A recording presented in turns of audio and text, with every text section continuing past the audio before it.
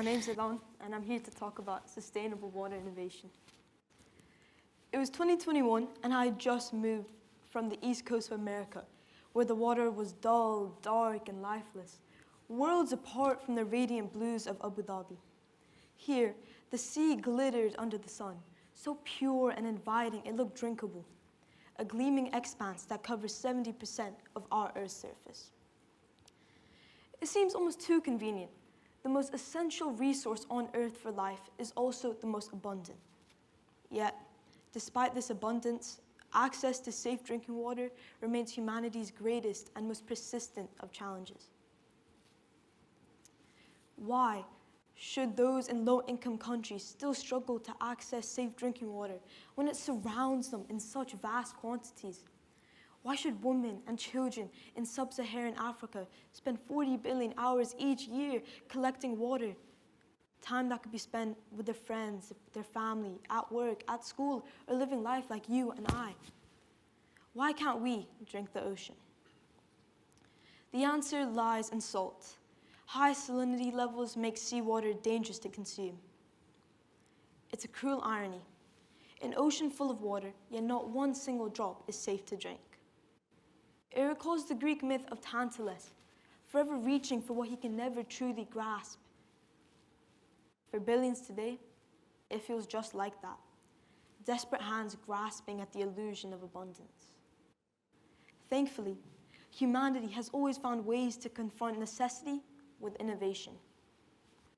Early civilizations, like the Greeks and Romans, did this through basic distillation, when they boiled their water, collected the vapor, and condensed it into a substance void of the impurities and salt that made it dangerous to consume in the first place. But as time has moved, we've progressed. But in the 1950s, oil-rich but water-poor nations like our neighboring country, Kuwait, began to build the first of many modern distillation plants.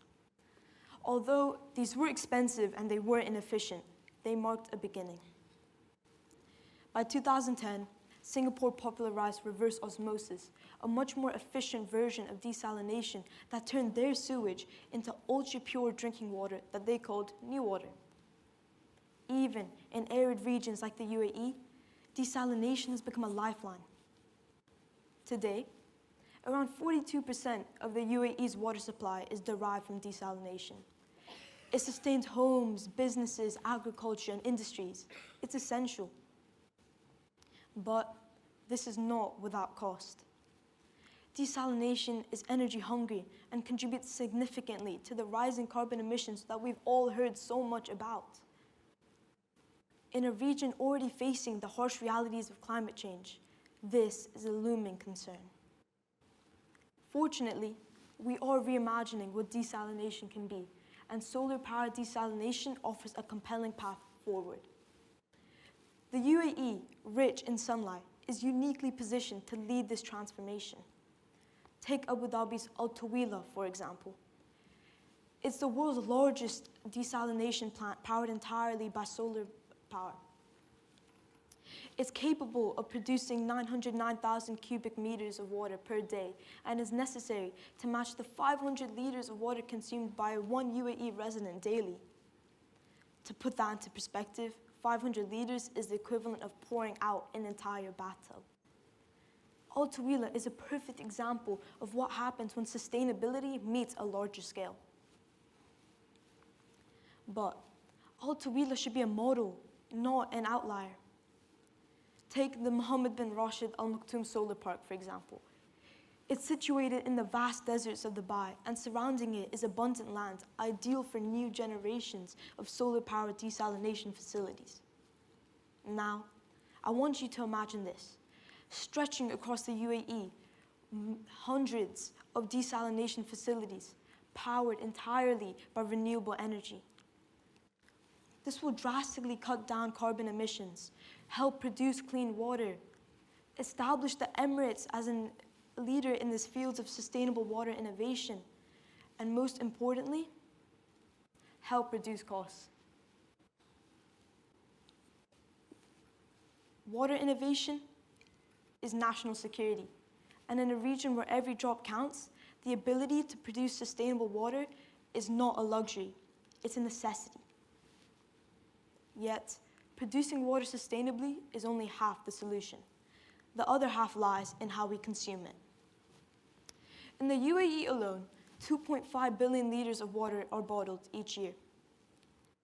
Despite having access to safe desalinated tap water, more than 80% of people choose to drink out of a bottle instead. Even my parents have told me to stay away from the tap and drink out of a bottle instead, despite the fact that it's often from the same desalinated source as the tap. The result? Tens of millions of plastic bottles used and discarded daily. Most won't be recycled. They'll end up in landfills or the sea. This is a pattern driven by convenience, branding, and a lingering public mistrust in tap water. And there's a twist. All of this bottled water comes at a huge environmental cost. These bottles of water are packaged in plastic, produced in energy-intensive facilities, transported across cities, and consumed in a mere couple of minutes. It's wasteful, it's unsustainable, and yes, it is avoidable. But now the question we need to ask ourselves is this: why are we still packaging one of the world's scarcest resources in its most damaging of materials? We need more than just a sustainable source. We need a sustainable system for how we treat, transport, and consume it. Let that sink in.